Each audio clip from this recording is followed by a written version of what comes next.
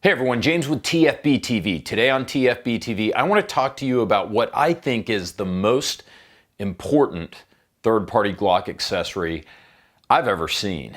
And I think many of you will agree with me. To be clear, we're talking about an accessory that will work only with the Glock 43X and the Glock 48 for now.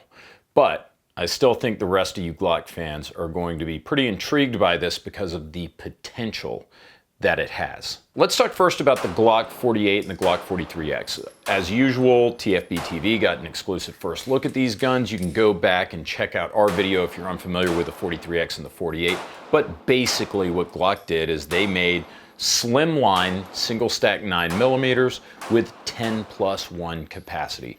Very easy to conceal, very thin, very easy to shoot, comfortable guns that you can get a full grip on. A real game changer, and in my opinion, the 43X is one of the best guns Glock's ever made. So needless to say, I'm stoked about this. The difference between the 43X and the 48 is that the 48 has a little bit longer slide and barrel. Eminently shootable guns, great grip texture, great magazine release, great controls, forward slide serrations, which isn't found in a lot of Glock models.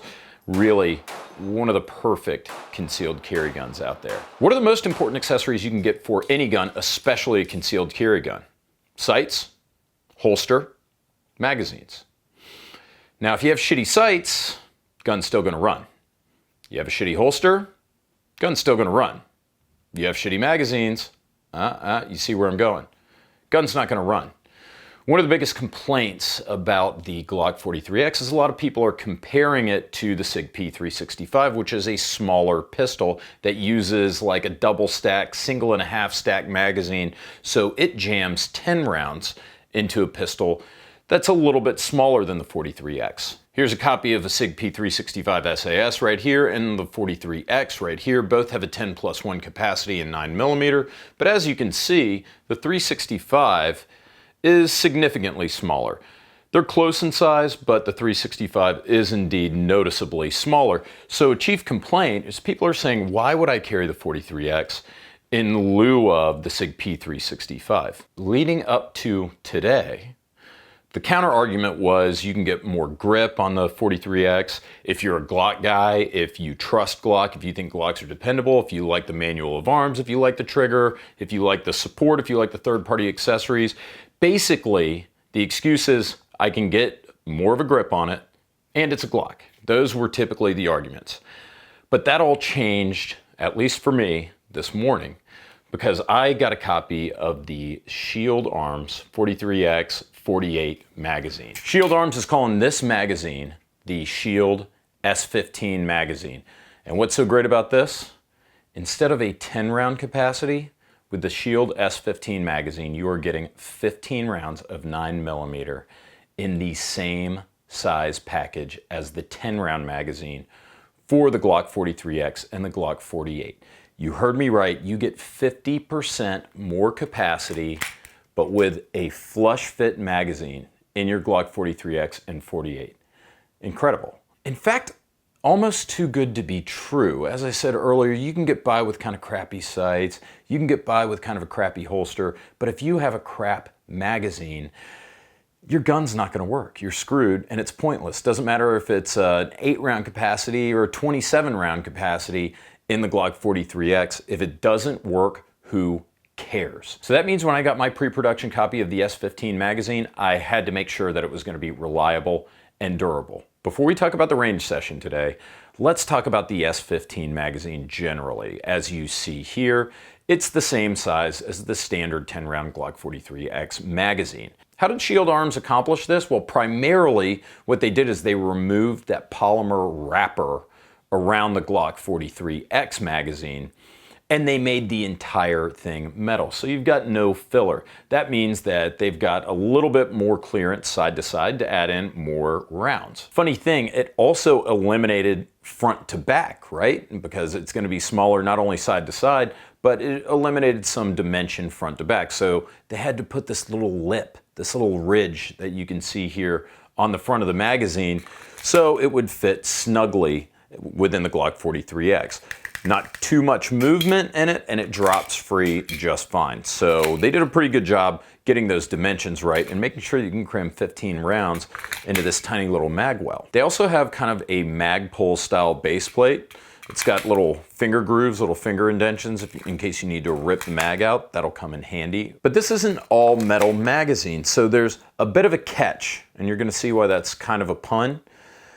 The magazine release, Shield Arms, they highly recommend that you swap magazine releases out from the standard Glock 43X, Glock 48 magazine release to Shield Arms to their brand, or presumably any metal magazine release will work. The reason for that, according to Shield Arms, is that the standard magazine release, as you all likely know, is plastic. So it isn't so much the insertion and removal of the steel magazine that will wear down that plastic magazine release that comes stock with the Glock. It's the fact that whenever you fire it, according to Shield Arms, there's kind of like a micro seesaw action that happens with the recoil, and that leads to wear and tear on that plastic magazine release. How long that'll take before you'll actually wear down the magazine release, we don't have any exact numbers, we don't know, but it still takes a while. And this, bear in mind, these magazines will work. They will work with the polymer or the plastic standard magazine release. However, Shield highly recommends that you swap out to the metal magazine release that they offer. Now, my question to them was then, what about my polymer Glock magazines, my 10-round Glock magazines? Is my metal magazine release going to wear those out? And their answer was no. Primarily what you got to worry about is that recoil action. With the metal magazine wearing down the polymer mag release, they say that they don't believe it's an issue to use the metal magazine release with a polymer magazine. And for all I know, there's a third party, like, I don't know, Vickers or somebody who might already be making metal magazine releases. I'm sure it's happened, and probably for a long time. And I bet nobody's had those problems. So please, if you know that there are metal magazine releases that have been in place for the Glock and they've got a good reputation for reliability and not screwing up the mags, let me know in the comments. I'm curious. So guys, that's basically it for the magazine in a nutshell. It's not in full production yet. As of the time of this video, they are taking pre-orders, and I think they might be completely sold out of their pre-order run. But is it worth buying? Because if it doesn't work, again, who cares? And I think they're charging like 40 bucks a mag for these things, which, if it works reliably, is totally worth it. Well, I've got good news for you guys, and that is, in my limited experience at the range today, me and Brandon and Ryan, we ran this thing into the ground at null attack. Well, ran it into the ground. We shot 255 consecutive rounds through it, and it ran flawlessly. We had no failures to feed, no failures to eject, and in fact, relating to the ejection, the magazine must have really good spring tension because it was really shoving those empties all the way across the range. Shell casings were being ejected at about a 90-degree angle, and they were flinging pretty far, well over 10 feet in my estimation. So the magazine seems to be robust, spring tension's there.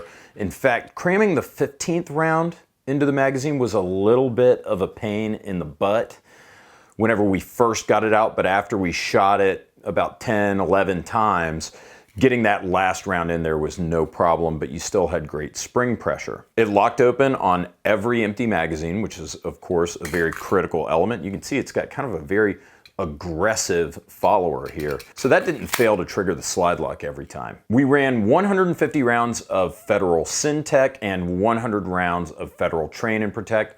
Gotta plug my Syntec, you guys know. Federal's a sponsor of the program. They've been a supporter of TFBTV for a long time, and they know that I love Federal Syntec. They keep it coming because it reduces wear and tear on your gun. It's basically a training bullet with a polymer jacket. Reduces wear and tear on your gun, and it's cleaner shooting, and you don't get all that nasty lead. So when you shoot professionally, it's actually a godsend. So I love the Federal Syntec. Thank God the 43X and the Shield S15 absolutely chewed up 155 rounds of that, and then 100 rounds of the Federal Train and Protect hollow point. So this worked with a good variety of ammunition from 115 grain all the way up to 150 grain. 255 rounds isn't like an absolute buttload or anything. Oh my God, 255 rounds. But in my experience, if you have a crap magazine, it's gonna puss out way before you hit 255 rounds. This one didn't.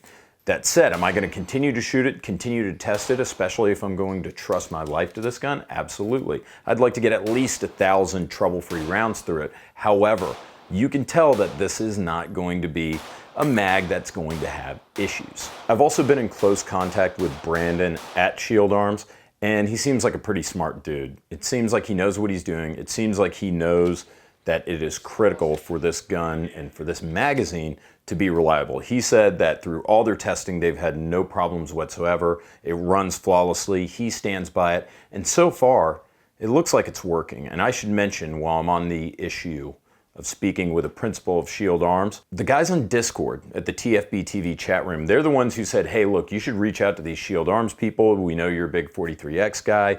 So we had people in the chat room encouraging me to reach out to Brandon at Shield Arms. So I did. I just did it myself. I was just really stoked to review this magazine. I called him today. I said, look, put me in line for the back orders. Like, I want 4 or 5 of these mags because I was so happy with them. Again, time will tell, so to speak. But remember, as I said, and for anybody who's used a crap magazine, it's usually given up or giving you at least one failure or signs of trouble before you even hit 255 rounds. It's usually one of those things where it's like every other magazine, you seem to have a problem, a nosedive, failure to eject, whatever. And you can also just tell from the construction of this mag that it's pretty good. So what's the benefit of that polymer jacket that the standard Glock magazine has? Presumably additional protection.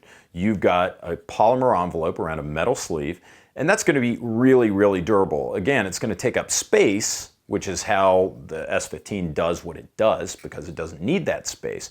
But you're going to forego a little bit of protection if you're using the S15 magazine and all you have is the metal jacket. Now, bear in mind that this metal sleeve is similar to 95% of all magazines out there that just are constructed exactly like this without the polymer jacket a la Glock. But we wanted to find out whether or not this thing could take repeated drops.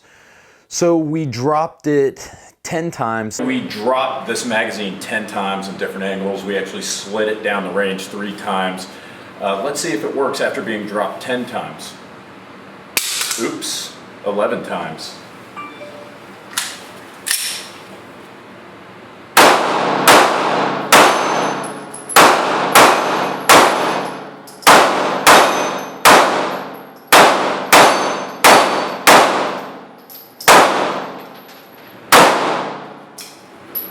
Perfectly. 11 times on hard concrete. I was like, I don't think it's gonna work. Let's do it one more time. Yeah. From about 3 feet all the way up to about 5 feet. 3. Dude, that thing's holding up. 4. All right, reseat that round though. 5. 6. 7. Do it again, that's a good shot. That's what, 8? Yeah, 8. 3, 2, 1.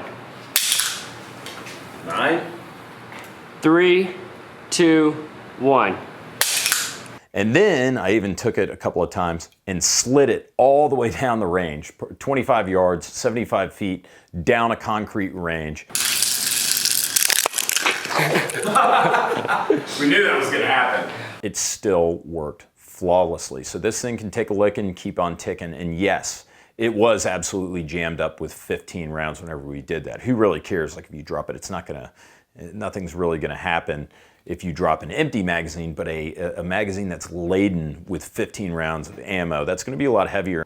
There were no problems. We didn't lose any rounds. Rounds didn't pop out. There was no apparent damage to the magazine other than on the shoulders here. I got a little wear and tear from sliding it fully loaded 75 feet down a range, you know, oh my God. Point is, insignificant damage from abuse. This is really a first impressions review, but these first impressions go like 95% of the way there. 255 rounds with no issue, perfect function, 11 drops being slid across the floor at null attack range, and the magazine still works perfectly. Sights are exciting, holsters are exciting, ammo is exciting, but what's really, really exciting is a flush fit magazine that gives you 50% more capacity than your standard OEM magazine and works just as well. You can say that for any gun, period. If you can imagine whatever gun it is that you carry, hey, how would you like 50% more capacity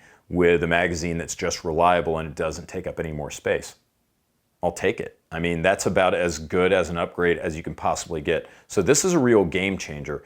And just imagine what's going to happen if Shield designs to extrapolate this concept to other magazines in the Glock line, like say a Glock 19, Glock 43 standard model. To wrap things up, when I received this magazine, I was a little skeptical. Even when I looked at it, I'm like, okay, feels all right, looks all right. I'm still a little bit skeptical because it's too good to be true. And I've dealt with way too many crap third-party magazines. The only thing that I trust in Glock is Glock and Magpul. That is it.